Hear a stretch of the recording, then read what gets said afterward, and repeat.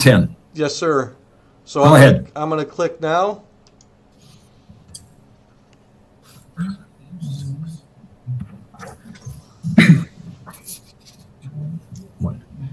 I would like to welcome everyone to the Madison Fire District Board of Trustees 2021 reorganizational meeting. Time is 6:51. Roll call, please.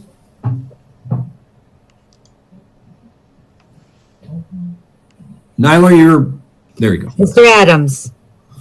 Mr. Adams won't be here this evening. He may be later. He's not sure. He called me and just to pass it on. He's got other commitments. Mr. Anderson. Here. Mr. Gottner. Here. Mr. Lee. Mr. Vest. Here. Mr. Wayman. Here. Okay, we move into the nominations. We're going to have to someone do chairman. Mr. Wayman?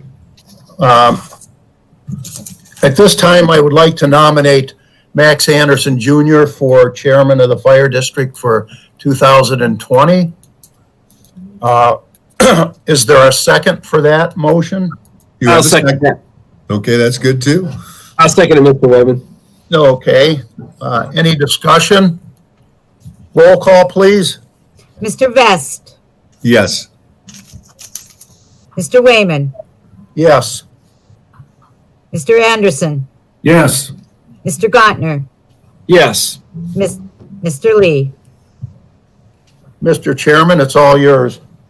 Thank you, sir. Okay, moving to vice chair. Vice chair to be from the village for 2021 nomination for. I nominate Bob Lee. Is there a second? I'll second that. May I have a motion to close the nomination and approve Mr. Lee as vice chair? Is there a? I so move, Mr. Chairman, to close the nomination. And I second. Roll call, please. Mr. Wayman. Yes. Mr. Anderson. Yes. Mr. Gottner. Yes. Mr. Vest. Yes. Okay, we'll move into the motions required for the following 2021 reorganizational businesses. A is regular fire board meeting will be held on the third Wednesday of each month at 7 p.m. Meeting will be held virtually. Any special meeting will be held at the location designated when scheduled. Also, we have one meeting will be held at Station 2 to review any maintenance issues and to familiarize the Board of Trustees with the building issues at Station 2. This year might be a little problem because aren't we going to start the renovation of Station 2 and that? And if we can get it going, maybe we can do it in October, November, or whatever. But and also with the COVID, we don't know how far this is going with COVID. You were on the meeting the other Tuesday, Mr. Gottner, and I was in that, and we don't know how this is going to go. So that's why we didn't put a date, July or August.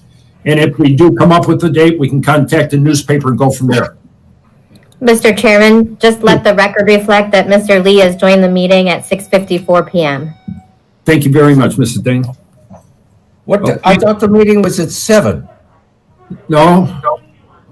The reorg was at 6:45, Bob. Sorry about that. Yeah, well, I found out the same way. No problem. Okay, may I have a motion for approve? So moved, motion. Mr. Chairman. Is there a second? Second. Roll call, please. Mr. Anderson. Yes. Mr. Gottner. Yes. Mr. Lee.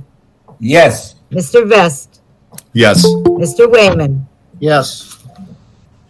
Okay, we'll move into B. Establish the 10 holidays for non-bargaining full-time employees for 2021 and are subjected to notice if not taken on that day. It would be New Year's Day, Martin Luther King Day, President's Day, Memorial Day, Independence Day, Labor Day, Veterans Day, Thanksgiving Day, Friday after Thanksgiving, and Christmas Day. May I have a motion? You have that motion. Is there a second? I'll second, Mr. Chairman. Oh. Ken. Yeah. Okay. All right. Roll call, please. Mr. Anderson. Yes. Mr. Gottner. Yes. Mr. Lee, Yes. Mr. Vest, Yes. Mr. Wayman. Yes. Okay, we'll move into C, continue in effect the current status, the following points of business. One, to establish a records committee which is required to meet at least once a year, members to consist of chairman, vice chair, fire chief, fiscal officer, and district administrative assistant. Two, to establish an audit committee for the purpose of review of the audit procedure and actual audit reports. Committee to include chairman, vice chairman, fiscal officer, and legal and bank professionals as required or requested. Number three, to establish a full-time labor management and health insurance committee, members to consist of 2 fire board members and the fire chief, meeting to be scheduled quarterly. Who are we going to have for the 2 fire board members? Who would like to do that for the full-time labor management? We will. Who's we? I think that's Robert Bob. Lee. Oh, okay. I've been on it before, Mr. Chairman. I don't mind sitting on it again if that's okay. That is fine, sir. Thank you, Mr. Gartner. Okay, we'll move on to 4. To establish a part-time labor management committee, members to consist of 2 fire board members and fire chief, meeting to be scheduled every 4 months.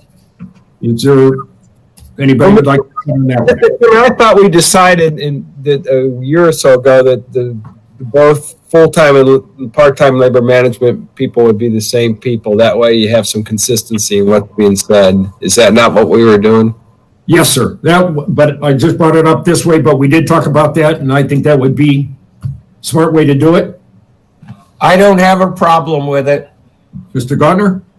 I don't have a problem with it either if nobody else does. It just makes more sense. It's It does. consistent in what we're saying. Thank you.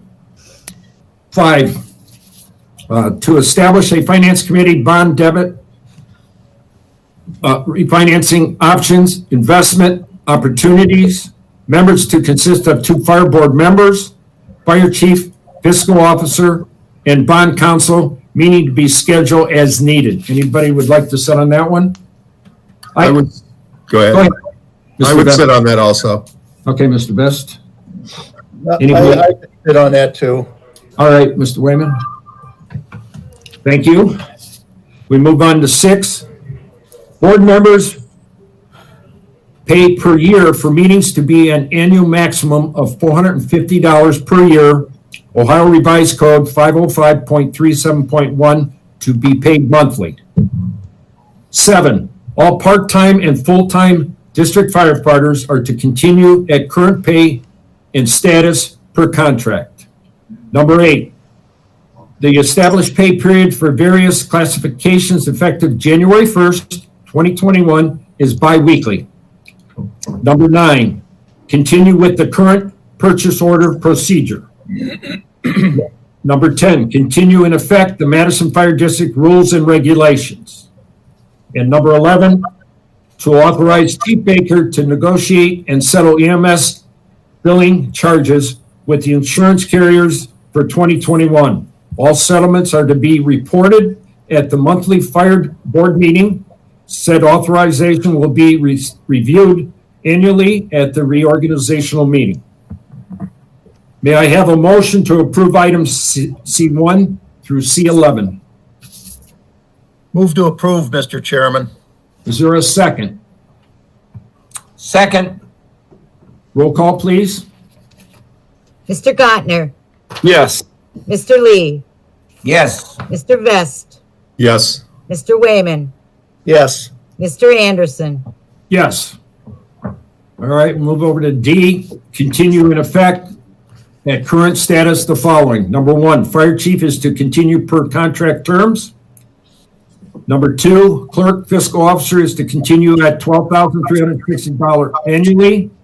Number 3, reappointment of Stacy Dane of Stacy Dane Law Office as fire district legal counsel at a rate of $95 per hour for hours exceeding 10 hours per month and a monthly retainer of $700.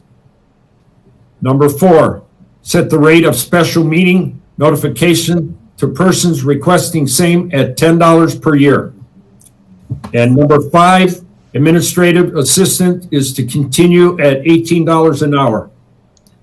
Can I have a motion to approve items D1 through D5? You have that motion, Mr. Chairman? Is there a second? I'll second, Mr. Chairman. Roll call, please.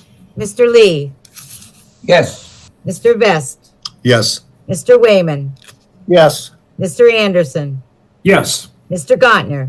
Yes. Okay.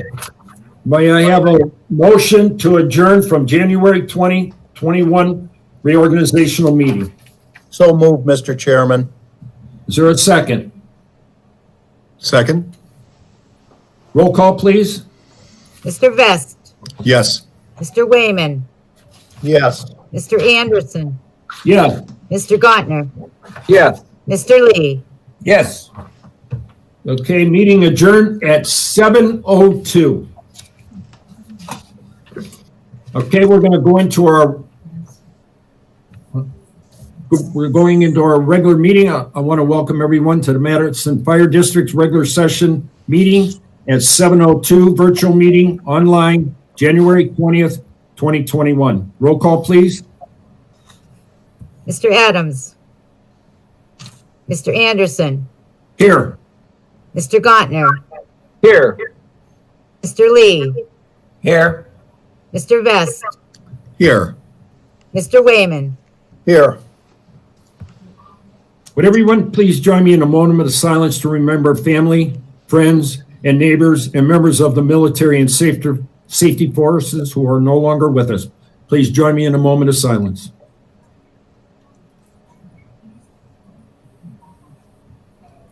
Thank you very much. Okay. May I have a motion for the approval of the minutes for 12/16/2020 regular session? Is there a motion? You have that motion, Mr. Chairman? Is there a second? I'll second, Mr. Chairman. Any discussion? Roll call, please. Mr. Anderson, Yes. Mr. Gottner, Yes. Mr. Lee, Yes. Mr. Vest, Yes. Mr. Wayman. Yes.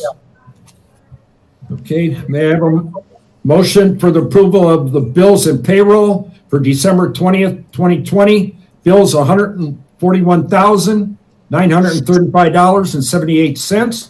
Payroll $296,053.02 for a total of $437,988.80. Do I have a motion? So moved. Chairman. Is there a second? Second. Thank you. I'll second. Okay. No further discussion? Roll call, please. Mr. Anderson, Yes. Mr. Gottner, Yes. Mr. Lee, Yes. Mr. Vest, Yes. Mr. Wayman. Yes. Thank you. We have Mr. Gehring from Gehring's Insurance. I was going to move him up so he can go over the insurance to let us know what's going on. So, Mr. Gehring, if you have anything to say, go ahead, sir. Thank you, Mr. Chairman. Appreciate being invited to the fire board meeting tonight, and I have a greater appreciation to Chief Baker for his patience in setting me up with this meeting. This is my first virtual meeting as a participant, so thanks to all. Normally, the board will see me twice a year. In July, it's for the property casualty insurance. In January, it's for the group accident and sickness coverage that we also have through VFIS. What this is, in essence, is a combination of life insurance coverage and disability coverage for full-timers and part-timers while they are on duty. We have two separate policies, one for the full-timers, the other for the part-time employees, which also includes everybody who sits on the board. You also have and enjoy this coverage. As far as one other special thing is on the part-timers policy, we have a rider so that when the part-timers, those that would average more than 28 hours per week, which really puts them into full-time territory, that they also will be covered in those situations. Now, the good news is that I don't have a whole lot more to say because, again, the census, the employee census was the very same this year as it was last year. So the premiums are exactly the same as they were a year ago when we talked about this. The annual premium for the full-time employees is $1,973. For the part-timers is $2,777 for a total premium, annual premium of $4,750, which again comes due as of February 1st. So at this point, I would certainly entertain any questions that the board might have. Anybody have any questions for Mr. Gehring? No, I don't. None for me. No, I don't, Mr. Anderson. Thank you, sir. Mr. Gehring, thank you for what you've done and putting it together for us. If you'd like, you can stay on. You can, whatever you would like to do. Okay, I guess it's easier to leave a meeting when it's a Zoom meeting than when it's in a room. But I think I'll hang around a little while off mic. I'll hang around for a while. But thank you very much for continuing the coverage and your trust in the insurance committee. I want to thank you, Gehring. Yes. Okay. Thank you, Mike. Thanks. Okay, December 2020 financial report. Okay, I got the fund summary is with the report that I'm reading from. We started December with $4,431,526.38. Our month-to-date revenue, we collected $215,352.42. Our year-to-date revenue was $5,112,288.36. Our month-to-date expenditures was $422,189.80. And our year-to-date expenditures is $4,093,944.38. So we started 2021 with $4,224,689 even on there. We actually ended our year at 85% below of what you budgeted. And our revenue was up 9.7% of what we anticipated. Okay. And so you guys know, I will be contacting UAN tomorrow because my system isn't working correctly. I can't get to the bank rec or some of my reports. I just want to let you know I'm having trouble with the software system right now. Okay. Anybody have any questions for Mrs. Clapp? Yeah, I'm sorry, Mr. Chairman. Joanne, what was the carryover again? I missed. I was looking for the financial. We started at $4,224,689. Okay, that's a healthy carryover. Yeah. Yep. And so, I did submit the report, as you've seen, to the state auditors because they have contacted me. They'd like to try to maybe start us early. Okay. This is an audit year? Yes. Yeah. It's the agreed upon procedures. Okay. Mr. The Anderson, one. Mr. Anderson, just something to clarify because I know that in the public meeting we're talking about the revenue. That $5 million, Joanne, just to clarify, that's a skewed number based on the transfer of funds for the bond payment of about $500,000, correct? Yes. Yes. Yep. Just for clarification purposes, we didn't have $5 million in revenue. No. Right. Thank you, Chief, for that. Okay, any other questions for Mrs. Clapp? No. Thank you. Okay, we'll move on to opening public portion. Chief, anybody? One moment, sir. Yes, sir. No, sir, there are no questions from the public. Thank you. We'll move on to legal. Mrs. Dame? Don't have anything specific to report. There is one resolution before the board tonight for the VFIS that I've prepared and put in your board folders, but unless there's any questions, I don't have anything else. Anybody have any questions for Mrs. Dame? Okay. Okay, thank you. And thank you for the reappointment. Oh, you're quite welcome. You're doing a great job. All right, any committee reports? Okay, moving to old business. Station 2, we're going to be doing the renovation bathrooms and stuff on the old business. Anybody got anything? Mr. Gautner, I believe you have something. Well, yeah, Mr. Chairman, I can, and the chief, and we got Captain Meister and Captain Sopko on as well. We had a virtual meeting, yesterday or the day before. I've kind of lost track of the days, but the four of us met and we went over the statement of qualifications for the architectural firms. There were 6 firms. I did a rating, as did Captain Meister and Captain Sopko, and the chief was out sick at the time, so I asked Tim Brown, Township Administrator, if he would. He has a lot of experience doing it with our project, so Tim did it as well. So the 4 of us did rating, and after our virtual discussion the other day, I think for a lot of reasons, we're going to recommend a local firm to do this job because it's going to be a very difficult project. We're talking about a building that was built in 1955 and an addition that was put on in the mid 60s with all kinds of HVAC, wiring, plumbing problems. And we need somebody who's close by when the problems arise that can get on the job site. All but one of the firms were far away. And I say far away, the next closest one was Youngstown. The other firms were like in New York State. So after kicking it around, our recommendation is to go with the firm out of Manor, CT Consultants, that a lot of people are familiar with, because all of their disciplines are in-house as well. They don't sub anything out. All the other firms used subs for like mechanical systems, things like that.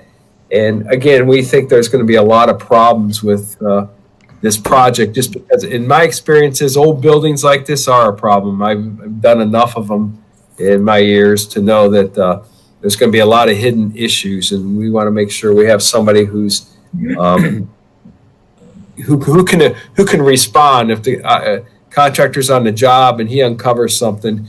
We can't wait for somebody to come up from Youngstown. We're gonna, we want somebody who can be there within a couple hours, and I think that's why we're going this way. If it was a brand new building, it'd be a whole nother story. But this building's got, as I said, a lot of issues.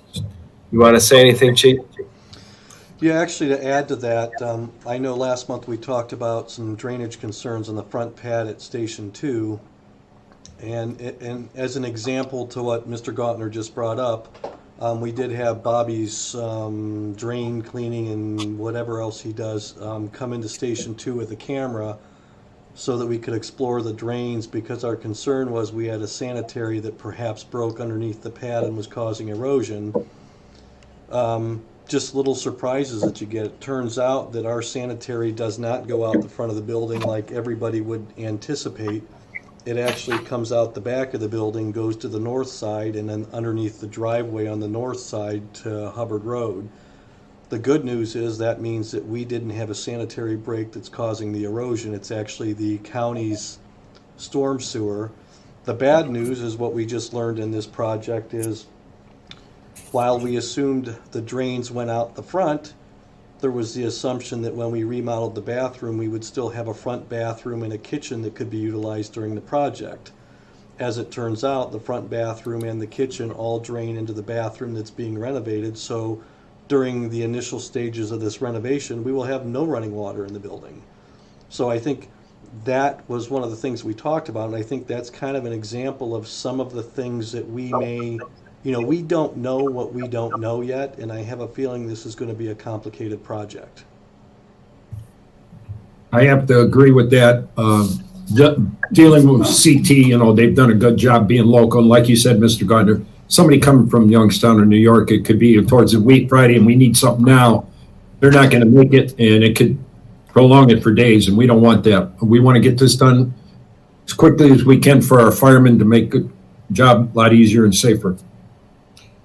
Yeah, Mr. Anderson, like I said, there was a firm, just so everybody knows, one of the firms was out of Youngstown. There was a firm out of Berea that they didn't rate very well. Another firm, they had a satellite office in Mayfield Heights, but their main headquarters is Rochester, New York. So most of the stuff's done out of Rochester. The other firm was out of Harrisburg, Pennsylvania. The other firm was out of Cannonsburg, Pennsylvania. Another one was out of Latham, New York, and I have no idea where Latham, New York is. So, like I said, if it was a brand new building, I would probably say, okay, we'll try one of these other one. There's one of those firms. It's the one out of Youngstown. They do a lot of fire stations, but they really don't because they subcontract the fire station stuff to a firm up in New York State somewhere. So they again, it's going to be a difficult project, I think, and that's why we're going this way with the recommendation based on our rating. And CT did rate high, and as you know, Mr. Anderson and Mr. Wayman, we used them last year on a job, and that job had a lot of problems down at Stanton Park, and CT stayed on top of it. They stayed on top of the contractor, and they did get it done. They got the contractor to finally do what was right, but they were very good about staying on top of the contractor to make sure the job was done properly. And yes, they did do a good job for us, I have to say. Hey, All right. Ken, Yes. Latham, New York is just upriver from Albany. Albany, yes. Okay, well, that's a bit of a hike. Yeah. I didn't know where it was. Okay, Mr. Chairman, yes, go ahead, Mrs. Ding. I just have 2 points of comment. The first, just because I like full disclosure, and I think the best practice is that just from my representation at Wiles and Richards when I was with them, I just want to make everybody aware that CT Consultants was one of Wiles and Richards' clients. I believe they still are today. So just in case there is any potential conflict of interest, just want to be upfront with that. Obviously, we can have the discussion with them. I don't foresee any problem, but I like to put it on the table just to make sure that everybody's aware. And second, under the statute, Ohio Revised Code 15369, we do have to rank no fewer than 3. And so I know that Mr. Gauntner was giving a summary and that probably everybody was ranked, but he's only made a recommendation as to maybe the first or the highest ranking. And I would just think that the board should hear the thoughts on the next ranking just so that we cover at least the top 3, because we have to comply with the statute and it's no fewer than 3. So. Well, we did do that, Stacy. We ranked them all. And we all, with the ranking, it's very subjective. None of us came up with the exact same numbers. You know, I think I actually ranked CT higher, but again, I have a lot more. And as I said, my view may be a little skewed, but I've done a lot of jobs with them, and I know a little bit more about what they're capable of doing. I think the firm that came in, the other 3 ranked SGS Architects out of Youngstown, a little bit higher in CT. And BSHM or something. What was it?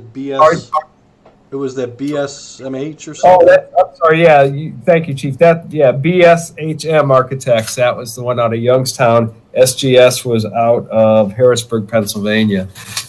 And I may be wrong about that because I'm looking at my ranking sheet and I'm not sure. I don't know that we ever came across the consensus of 1, 2, and 3. I think everybody agreed on CT being 1 or 2. The other one out of Youngstown, BSHM, being either number 1 or number 2, and I think the third one was SGS. Terry or Justin, if you're on, you want to chime in? Well, I know I had the firm from Youngstown as number 1, but I got to go back and look at the rest of them to see where they rank. I think I had CT as number 3. I don't know about number 2. I'm looking at yours right now, Terry. Let's see. I think, I think you had Labella Associates is your number 3. As did Meister. Pardon? As did Captain Meister. Yeah. That's why I say it's such a subjective thing because none of us, we all basically agreed on number 1 and number 2. Number 3 was all over the place. I think it looks like it would be CT, BSHM, and then the Labella. Yeah, I'm looking at the different sheets now. Does that answer the question, Stacy? Satisfactory? Yeah, I mean, it's up to the board how the board, wants to rank them. And obviously you guys are the ones who reviewed all the information and are making the recommendation. So I just want to be clear that the board has no fewer than 3, just so that we comply with the statute. Because if negotiations don't go well with number 1, then we have to move on to the second one. So we need to know at the start of this process who that's going to be, so that we just continue to go down that road. Right. Correct. Yeah. Yeah, I guess the second one would be the firm out of Youngstown, then would be if we can't.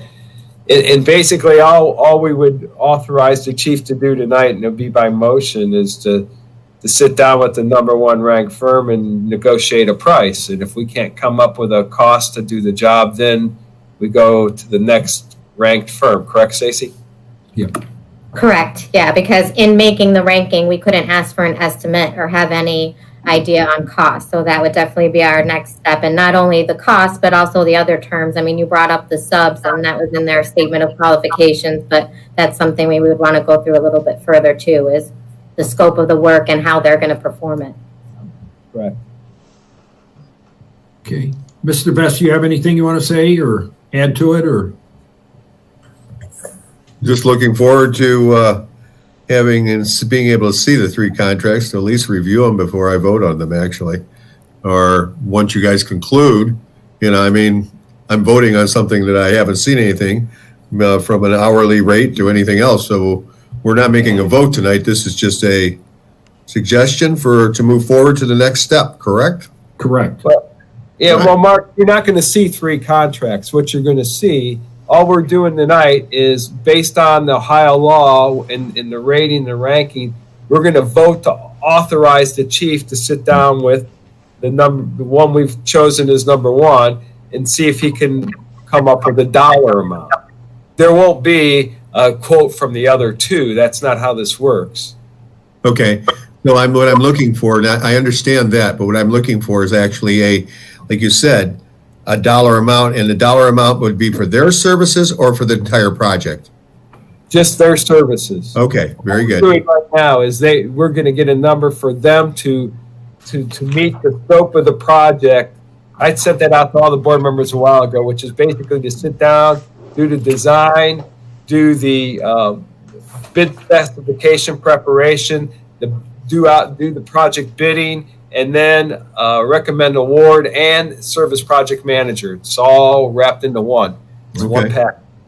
Are we going to ask this firm, okay, right at start, they're going to ask you what the scope of the project is, correct? And then are we going to stick with the basic project that we initially had discussed? Or are we looking to enlarge this from where we started? If you remember, we had a meeting at the fire station back in October, I think it was. That's correct. The initial project was just to do the restrooms and shower room only. And then we had a discussion and decided let's add a dormitory to the back of the building because we need the space. Right. I can email you, Mark, because I put together. I remember what we discussed at that juncture. I'm just making sure that we're on the same page. What I'm agreeing to. That's all. Yes. Yeah. Okay. Yeah. The project scope's still the same. Dormitory, bathrooms. And I think the other thing, Mr. Vest, the other thing that they may give us insight on too that we don't know is how does this construction impact, we're looking at the construction. I think the other thing we discussed is them knowing code, what is this going to open the door? Like Captain Sopko brought up, for instance, is this going to make the square footage such that we have to retrofit a sprinkler system? Good point. Or are we going to have to, because the scope is X large, that we have to upgrade electrical? So I think we're sticking with that project and then hoping to find out if it has to expand from there. Where I would prefer not touch the old building, but we may need to. Right. Well, I think that's going to be an impossibility not to touch the old building, honestly. Right. Yeah. Okay. Okay, very good. I'm sorry. Thank you. I just wanted to address Mr. Vest's point, just to be sure. I'm sorry? I just wanted to go back to Mr. Vest's initial point, just to make sure that we're on the same page. So, Mr. Vest, the motion that you would be approving tonight would be that ranking. So you do have to have, the 1, 2, and 3 at least. But obviously, we can't ask for contracts and we can't ask for costs. That's specifically prohibited at this point. And that would be negotiations then from this point with that number 1, if we fail, then number 2, then number 3, for those types of things, just for the professional design services. And I think that part of their job will be to define the project better and to give us an idea on what we're looking at, because they're going to be the ones who are putting together the bid specs for the project for the construction contractor part of it. So we're definitely not there yet, but I just wanted to make sure that you were understanding that we are going to be setting the ranking tonight by the board. Thank you, Ms. Dana. Thank you for the clarity. Yep. And then if we're not happy down the road, we can always vote, we got our options. All right, Mr. Brennan, since you put this up, you want to make a motion for the? Yeah, Chief, you're going to have to give me the rank. You got it there. I would make a motion that we authorize the chief to sit down with the three. We have 3 ranked firms. The first ranked firm that the committee is recommending would be CT Consultants. The second one, I believe, is BSHM. Is that correct, Chief? Correct. Yeah. BSHM. And then the third was Labella. I forget which one you said it was. I believe it was Labella. LaBelle? Let me get the spelling. Labella. L-A-B. Yeah. Chief, you're muted. L-L-A. Oh, I'm sorry. Labella. Yeah. L-E-B-E-L-L-A Associates. That's what I thought it was, yeah. Right. That would be my motion then. Is there a second? Is there a second? I'll second it. Any further discussion? Yes, Mr. Chairman. Go ahead, Mr. Lee. So all we're asking the chief to do is to discuss the preliminary cost of identifying the project with CT. We're not asking him to sit down with either Labella or BTSCA or whatever. Is that correct? That is correct. That is the way the process is outlined in the statute. And again, we will approach the first ranked firm, which at this point it's recommended that it's CT Consultants, and we will make sure that they understand what we're looking for from them. We will get an understanding of what their compensation they're requesting is and what the other terms of their scope of services is, and we would try and negotiate that contract with them. If that fails, then that's when we would move on to the second, which is the BSHM, and then further on down the line to Labella after that. At any point, we can reject all of the bids and start over, but at this point, that's where we're at in the process. I'm good. Okay. Mr. Chairman, can I make one other comment just so we clarify this before we vote on it? Yes, Mr. Cotner, go ahead. Stacy was talking earlier, just so everybody knows, if you remember about a year ago, we'd hired an architect to try and do the restrooms, and the price came in way over where we thought it was going to be. We were looking at prevailing wage. And at that time, he had done drawings, and we were seeking just a project manager. There's 2 different sections of the law. There's one section where you can hire just a project manager. And the other one is not only will the architectural firm in this case do the drawings and the bid specs, they will also serve as project manager. We don't have to go through that separate that's what we outlined in the scope of services. And the other thing I want to, when I sat down with the chief and I worked out this whole statement of qualifications, it's a pretty aggressive timeline that I've put on here. And I've done some aggressive timelines in my former job. So I'm hoping that by next month's meeting, and maybe the chief can get something to us via email before then, that he will have sat down with CT and have a cost, a number that CT says, okay, here's what our fee is going to be to provide all of this for you, so that by next month, the February meeting, we can award, if we can come to an agreement with them, we can award a contract, because my timeline has us starting the construction by mid-June, and believe it or not, time flies fast. So if you can get an architect down by February, it's going to take all that time to if we lose a month, this whole thing gets pushed back into July or August. So just keep that in mind that this is an aggressive schedule. Okay, anything else before I call for the motion? Roll call. Thank you, Mr. Gautner. I want to thank you, Chief, Mr. Sopko, and Mr. Meister. No further questions. Roll call, please. Mr. Lee, Yes. Mr. Vest, Yes. Mr. Wayman, Yes. Mr. Anderson, Yes. Mr. Gautner. Yes. Okay, move into resolution 21-01. Mrs. Dane, would you mind reading that for me, please?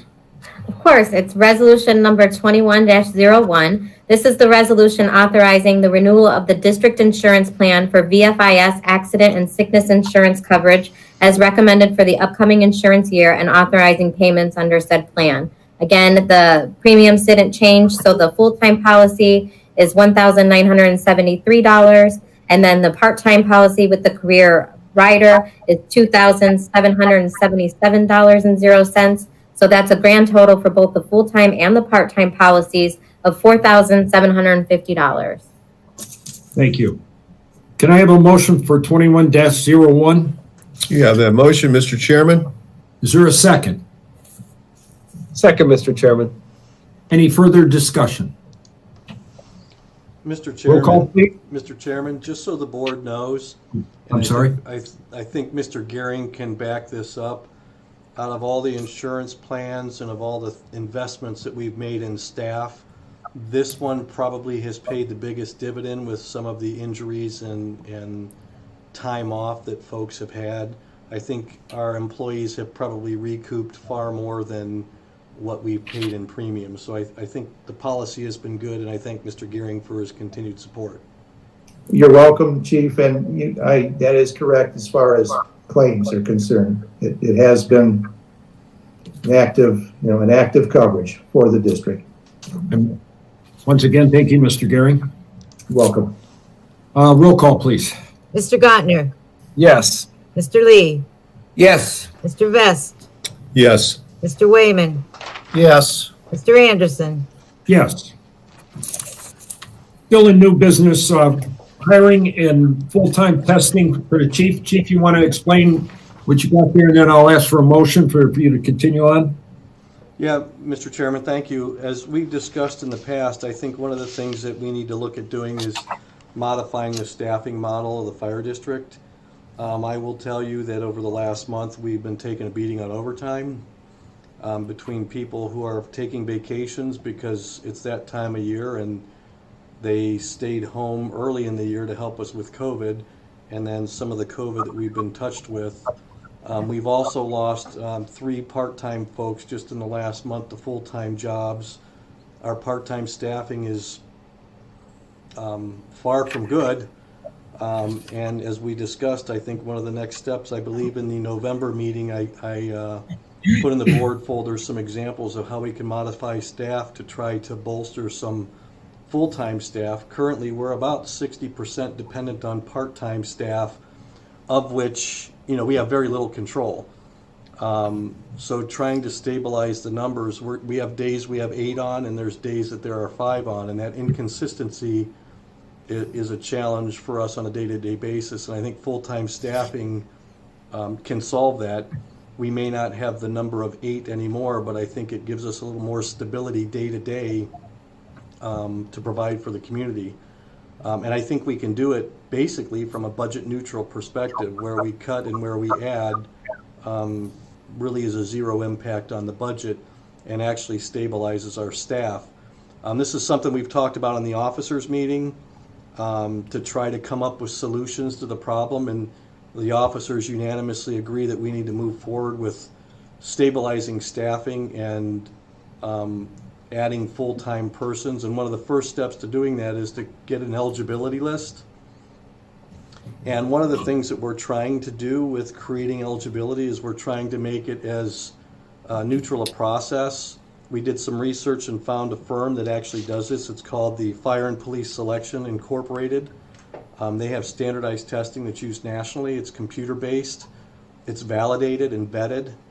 It's used by many other organizations. So one of the other thoughts is that it gets us an option to use some standardized testing. So maybe testing that's done from another agency, say Mentor used it, and we have people that took a test from Mentor and it's the same test. It kind of reduces some of the duplication. It creates a little more security in the testing, and creates an unbiased method. And the test we're looking at is called the FACTS, F-A-C-T-S. It's the Firefighter Aptitude and Character Test. The officers were given a couple different things to look at. This is the test that we all kind of selected because it looks at firefighter aptitude, not necessarily what do you know, but what do you have the ability to know. And then what's really even more important is character, because we can't teach character. So I contacted them about getting some testing set up. There's a copy of this lease agreement. There's basically a lease. You lease their test for a day, a month, whatever the time frame is that we need to get our staff tested. In the past, we spent hours upon hours working with Auburn Career Center and others. In this case, it's all set up. It would cost us about $600 to test the 10 people that have an interest in positions. The lease allows them to sit down, do it on a computer. It's a proctored test. It's graded by them. The scoring is all done through them. And we'd like to move forward to use this just to create an eligibility, excuse me, of people that have an interest. I did forward this lease agreement to Ms. Dame, who reviewed it, and her only concern was the timeline that it talks about in here, but the timeline that they give us is something that's not going to be an issue for us. So I guess we're looking for the board. I'm looking to the board to move forward with at least beginning the process with an eligibility list for potential full-time candidates. I have no problem with that. Question though, it's $600. Now, is that including them checking the test? Everything's for $600? Or I know sometimes I've done it in the past with testing. It shows that X amount of dollars for the test, then X amount of dollars for them to score it, and so on and so forth. Does that count altogether? It is. So you can either do a one-time lease or an annual lease. The one-time lease is $300.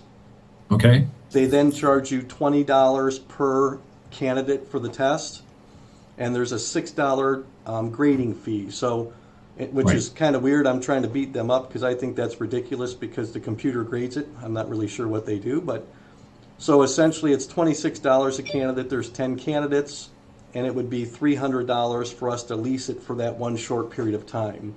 And we would look at like the month of February or something. So the candidates come in, take the test during that month. It creates a dashboard for us. So from the end user side or from the management side, we can see how the testing was scored, and it gives us little feedback on the candidate. Anybody else have any questions? Well, I got a couple of them. You know that. Yes. Okay, here we go.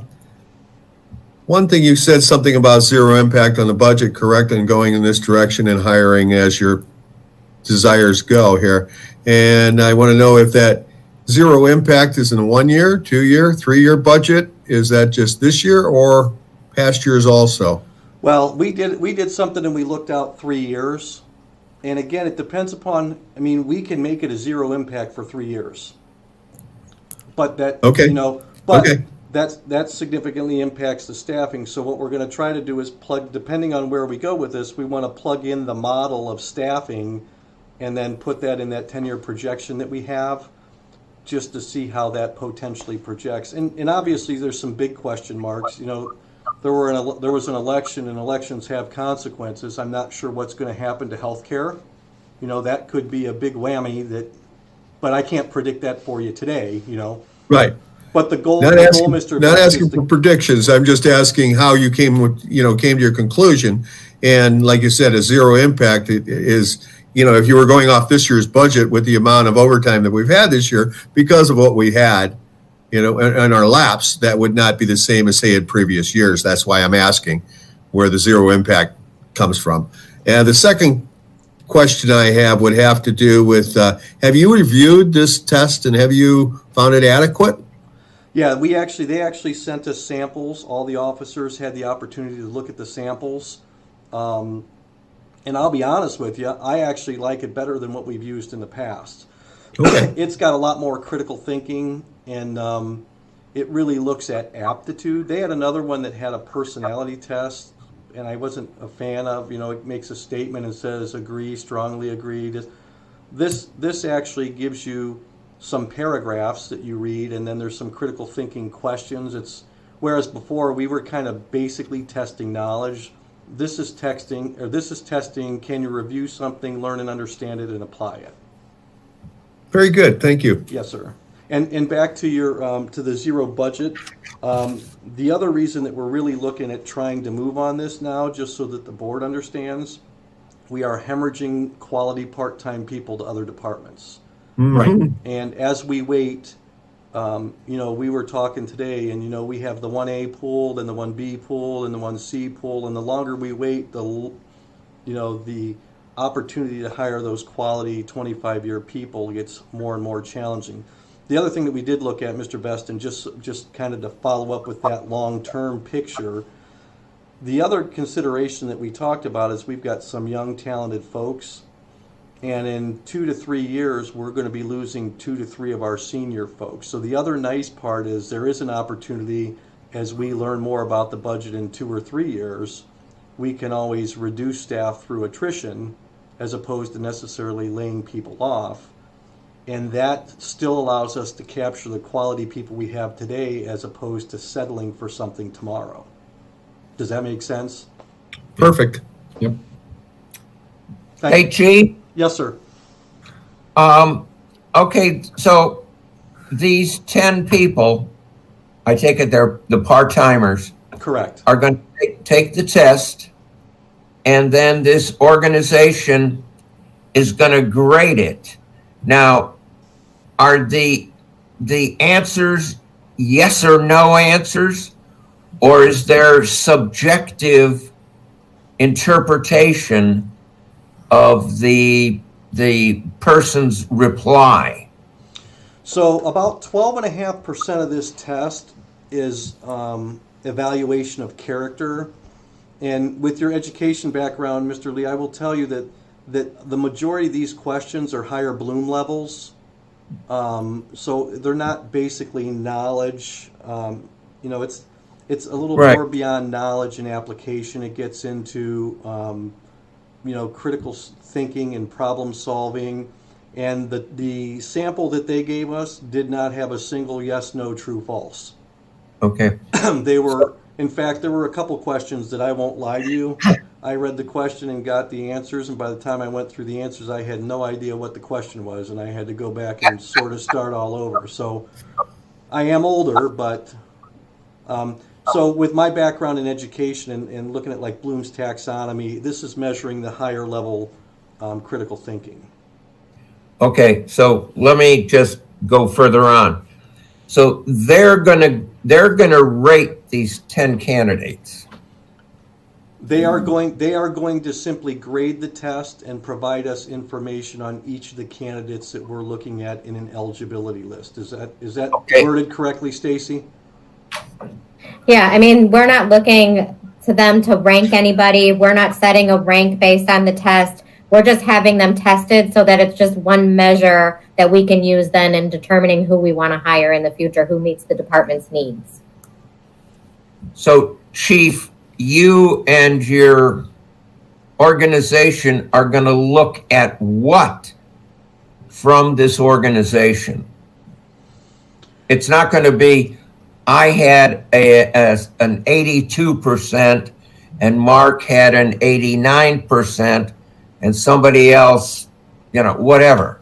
It's not that. It's going to be like a paragraph or something about each individual? Well, they're going to provide us a graded examination that's supposed to give us a little bit of breakout on some of the character components.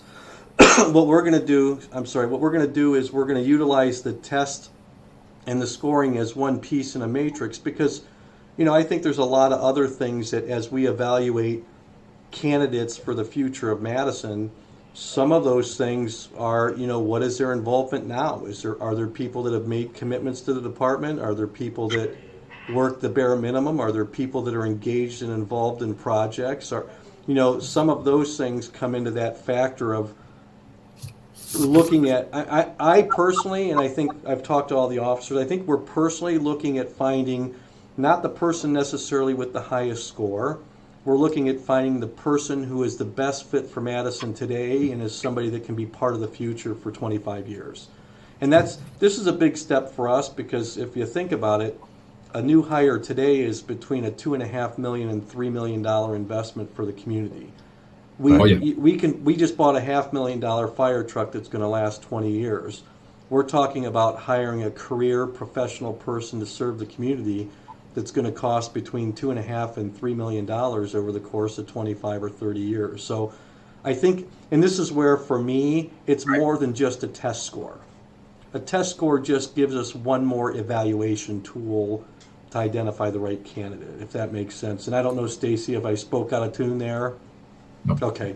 I didn't see you waving, so.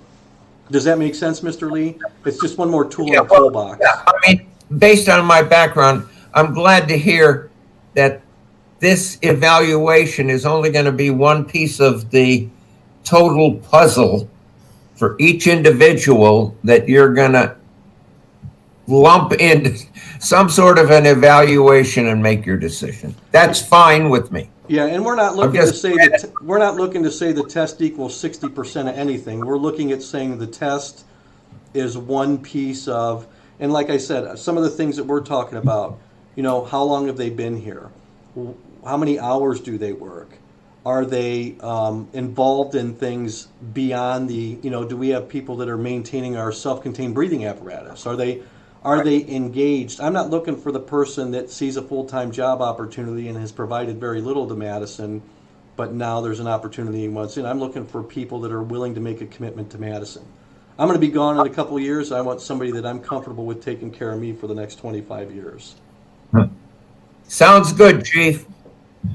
Okay, Chief, what was the name of that company? It's called Fire and Police Selection Incorporated. Fire and Police Section. Okay. Selection.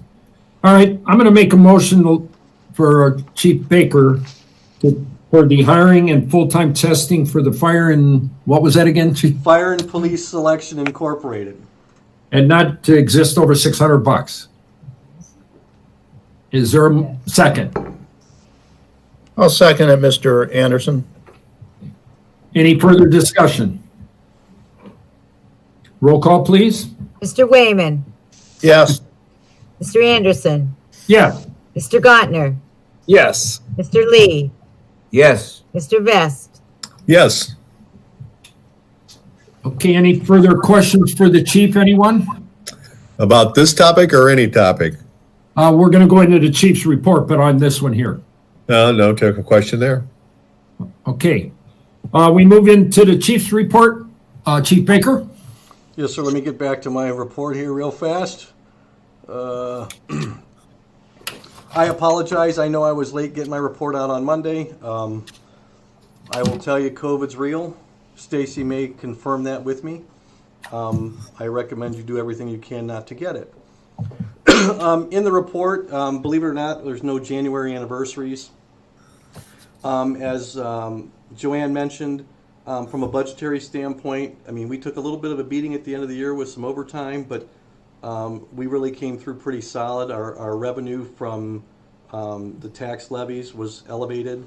If you recall, I was really kind of curious where we were going to end up in EMS billing.